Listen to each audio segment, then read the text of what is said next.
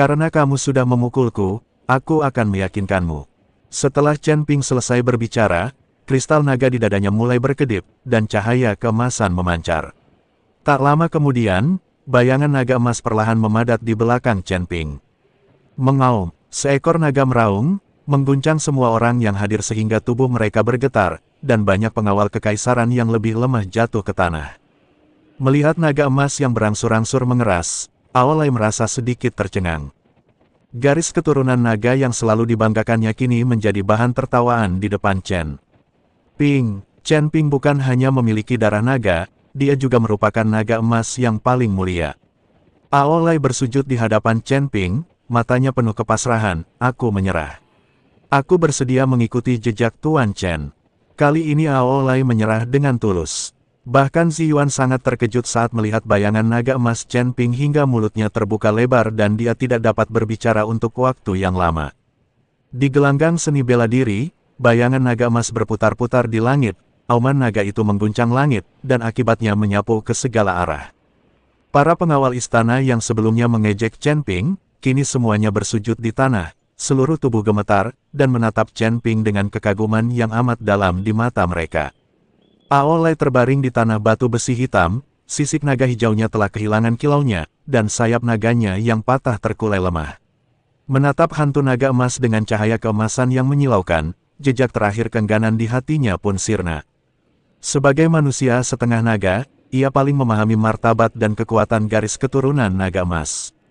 Tekanan dari dalam garis keturunannya membuatnya bahkan tak berani mengangkat kepalanya. Tuan Chen, Aolai buta dan telah menyinggung harga diri Anda. Saya mohon Anda bermurah hati dan memaafkan saya.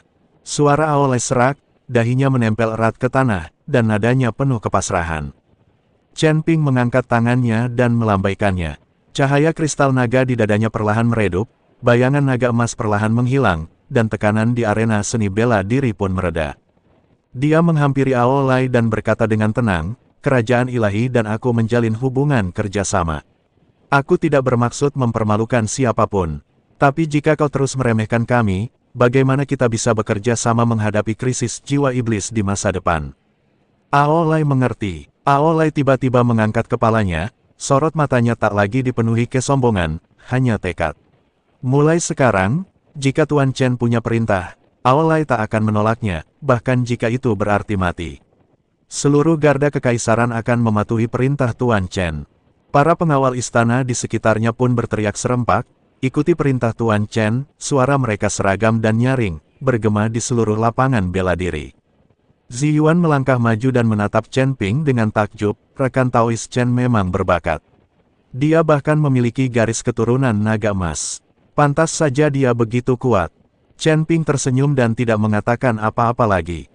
Dia tahu betul bahwa penampilan garis keturunan naga emas akan mengejutkan seluruh kerajaan Tuhan jauh lebih dari satu kemenangan.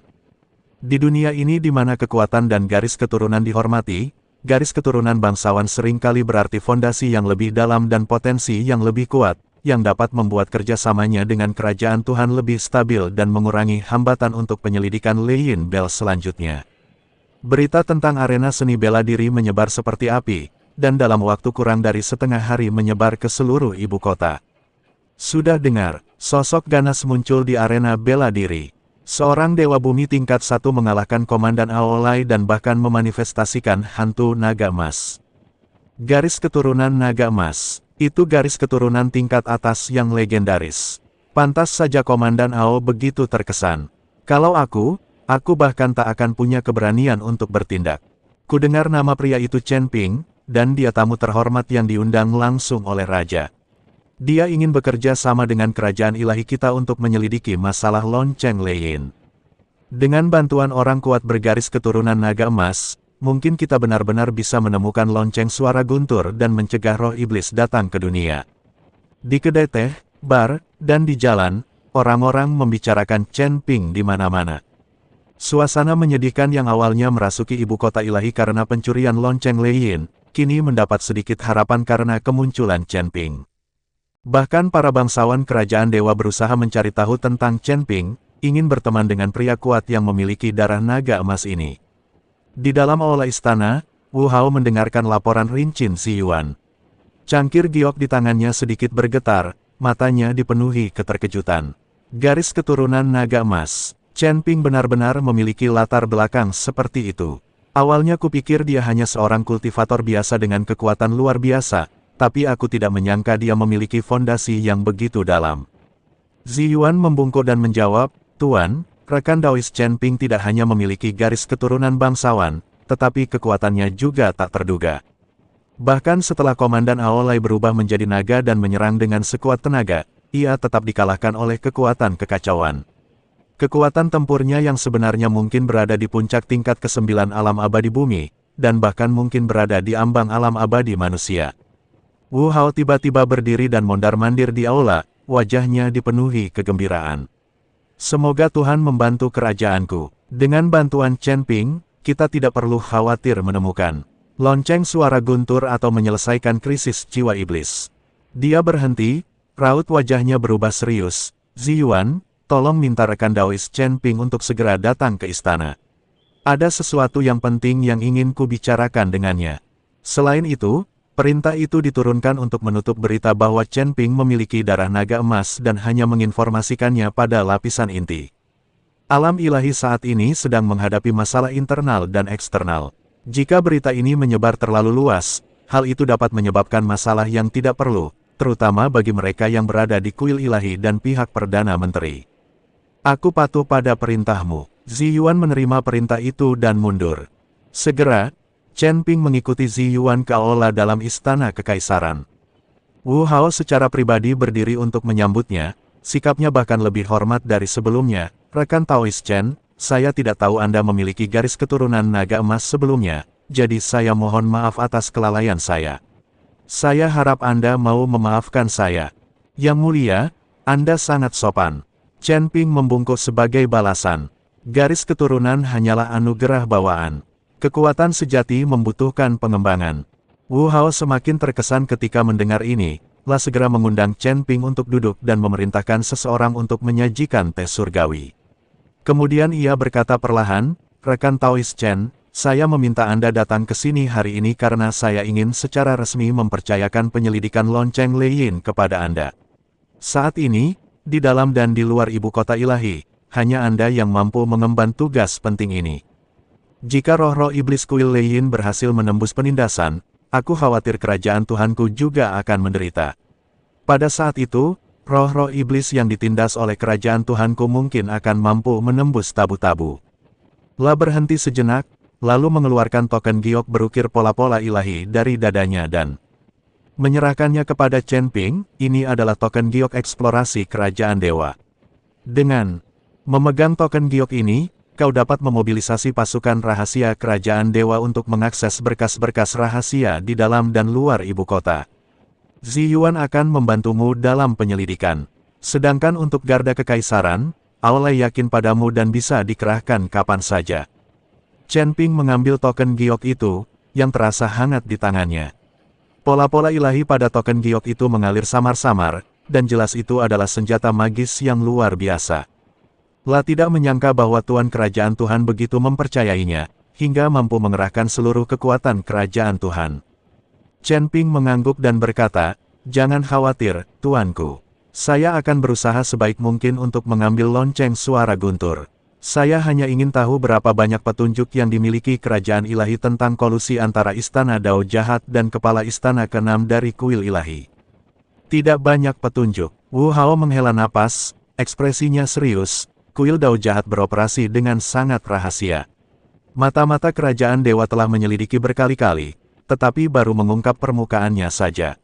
Mereka bahkan belum dapat menentukan lokasi markas mereka. Mengenai penguasa ke-6 Kuil Ilahi, meskipun ada rumor bahwa ia memiliki hubungan dekat dengan Istana Jalan Jahat, tidak ada bukti konkret. Kuil Ilahi memiliki pengaruh besar dalam klan ilahi.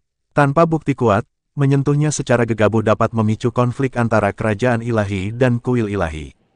Jadi begitu." Chen Ping merenung, "Kalau begitu, langkah pertama kita adalah menyelidiki di dalam ibu kota ilahi. Pencurian lonceng suara guntur itu rahasia, dan tidak banyak orang yang mengetahuinya. Mungkin kita bisa menemukan terobosan di antara para pejabat tinggi kerajaan ilahi. Lagi pula, Aku penasaran seperti apa karakter Perdana Menteri ini, yang disebutkan Raja. Ketika Wu Hao mendengar kata Perdana Menteri, alisnya sedikit berkerut. Nama Perdana Menteri adalah Liu Kun. Dia telah mengikuti mendiang Kaisar selama bertahun-tahun dan mengendalikan Legiun Garda Nasional Kerajaan Tuhan dengan lebih dari 10.000 tentara dan sangat berkuasa. Dia tampak setia kepada Kerajaan Tuhan, tetapi saya tidak bisa menjamin kepercayaannya sepenuhnya. Liu Kun sangat haus kekuasaan dan telah merayu banyak pejabat di istana selama bertahun-tahun, menciptakan jaringan pengaruh yang kompleks. Jika Anda bertemu seseorang seperti dia selama penyelidikan, berhati-hatilah. Hati Chen Ping tergerak, dan ia mengingat nama Liu Kun. Terima kasih, Tuan, atas pengingatmu. Rekan Tao Ziyuan dan saya akan memulai penyelidikan hari ini, dan kami akan melaporkannya kepadamu segera setelah ada kemajuan. Bagus. Wu Hao berdiri dan menepuk bahu Chen Ping. Aku akan menyerahkan keamanan kerajaan Tuhan di tangan rekan Daois Chen. Jika perlu, aku akan menggunakan seluruh kekuatan kerajaan Tuhan untuk mendukungmu. Setelah meninggalkan istana, Ziyuan menatap Chen Ping dan berkata, rekan Daois Chen, di mana kita harus memulai penyelidikan kita? Pertama, pergilah ke Dinas Rahasia Kerajaan Allah dan lihat berkas-berkasnya. Chen Ping berkata, karena Istana Dao Jahat berhasil menyelinap ke kuil Leiyin dan mencuri lonceng Leiyin, mereka pasti sudah menyelidiki dan memahami kuil Leiyin. Mungkin mereka bisa menemukan petunjuk dari laporan mata-mata sebelumnya. Selain itu, mari kita periksa latar belakang Liu Kun. Raja curiga padanya, jadi kita harus waspada. Ziyuan mengangguk setuju dan membawa Chen Ping ke Divisi Investigasi Rahasia. Divisi Investigasi Rahasia terletak di halaman terpencil di sisi barat ibu kota ilahi. Meskipun tampak biasa dari luar, di dalamnya dijaga ketat dan dipenuhi formasi tersembunyi. Penanggung jawab Departemen Investigasi Rahasia adalah seorang lelaki tua bernama Mo Chen, yang tingkat kultivasinya berada di alam abadi duniawi tingkat ke-7.